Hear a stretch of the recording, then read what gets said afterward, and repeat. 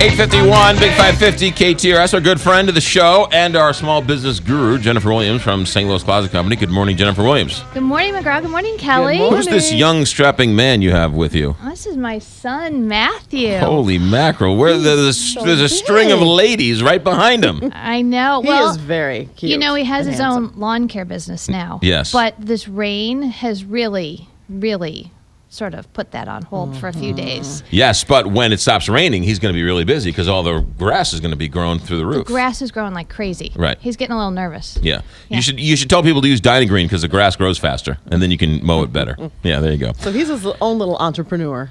He is. What is the name of his grass cutting business? Williams Lawn Care. What's the website? WilliamsLawnCare.weebly.com. Weebly. Weebly? Yeah, Is that the- you Is know, that a he young made the people website. thing? He made the website one day in about 40 minutes during a break at school. So I mean, There you go. All right. Wow. Let's talk business. You are here to talk about customer service. I am here to talk about customer service, and you know, customer service is not only providing your customers with the best experience, the best product, the best service, but it's also learning how to deal with things when they don't go right. And as a small business owner, we would love for things to go right all the time, but they don't.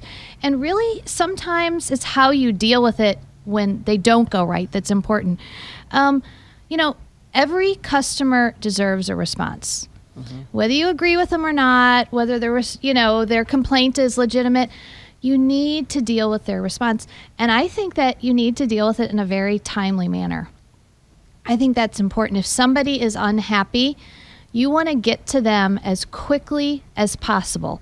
Because every minute you're not getting back to them and fixing their problem, Right. they're telling everyone how unhappy they are. I find the angrier, as a general rule, the angrier they are and the faster you respond, the more you put them just taken aback. Like, wow, I can't believe you responded. Wow, thank you very much for responding to me. And they seem to be grateful, even though they're angry. Absolutely. And, you know, it's sort of like in today's world of answering services and computers that talk to you on your desk, that we just want a real person to listen to us.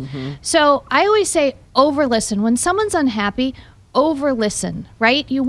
Their problem is ultimately your problem. So if you're not listening to these complaints, you're going to have a problem with your business. And really in our world today with social media, people will complain on social media, and we've talked about reviews and things like that.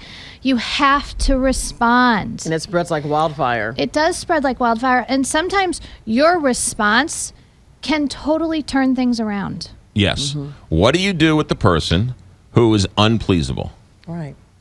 I haven't found one yet. Really? I haven't found one yet. Huh. I think that you have to really, really make them happy. And then you have to go the extra mile. You have to fix their problem.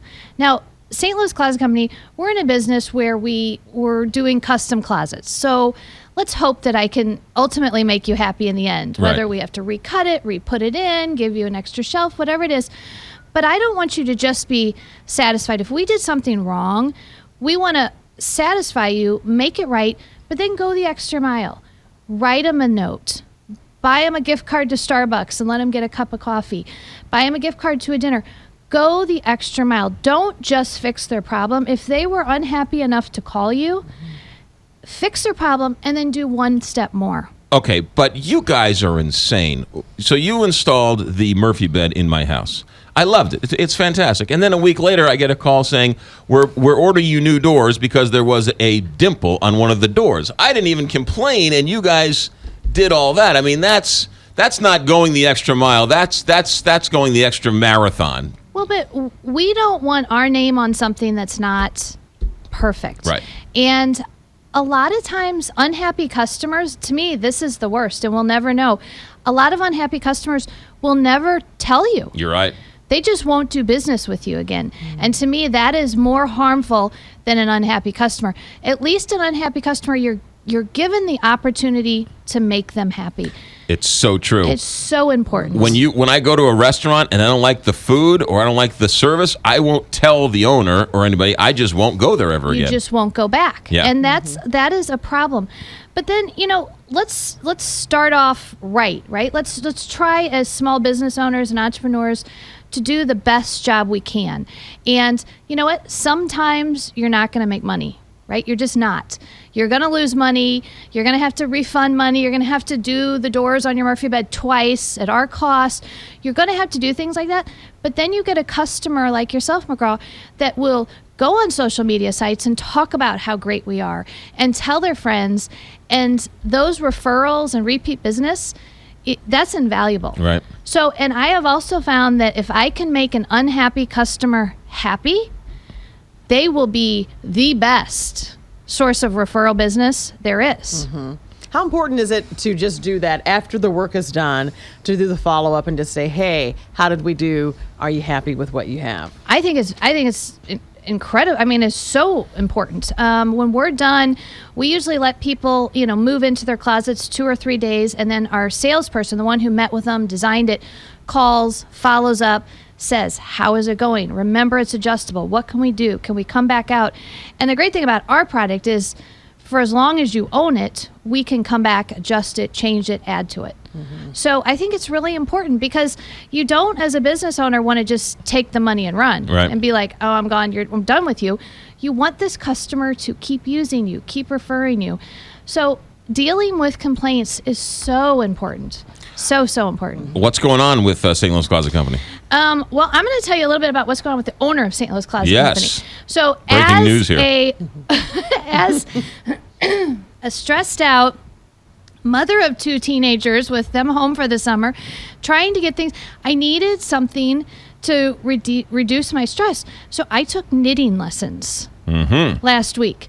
And I know that sounds crazy, but I have to tell you. So now you're knitting closets for people. I found the most amazing small business, locally owned. It's called the Kirkwood Knittery. And I am in love with this place. And we went in for a 2-hour class, my daughter and I, and we took knitting lessons from the owner and talk about customer service. This woman was fabulous, came in early for us before the store opened. And now, as a small business owner, at night, instead of checking my emails 1,000 times an hour and looking at social media, I'm knitting. And I feel so much better. I'm like sleeping better at night. Really? It's amazing how. And then I decided that it would also be a really good diet technique because you got both hands busy and you're thinking you don't have time to eat. And once you eat the knitting needles, you're not hungry for like 12 hours. Exactly. So I recommend all small business owners come up with a hobby or something that really takes your mind. You're using your hands, and that's what we were meant to as human beings to do. Right. And it's funny, she told me, she said, for adults, this type of thing is really hard to learn because we haven't learned anything new in so long that it takes our brain and our small motor skills a really long time to pick up a new habit, a new technique. So can you knit me a big screen TV? No. Oh, all right. No, well, I might get you a small scarf. I was going to say, just starting with a scarf. A really first. small I might knit you scarf. a thumb of a glove. All right, Kirkwood Knittery? Kirkwood Knittery. I Write really that down. I know, Kirkwood I'm Knittery in love with it. and St. Louis Closet Company, 314-781-9000 or stlouisclosetco.com right there on Big Bend, across the street from the brand new Quick Trip there on Big Bend, just north of Manchester. Yep. Have a good week. Thanks, you too. 9 o'clock, KTRS St. Louis.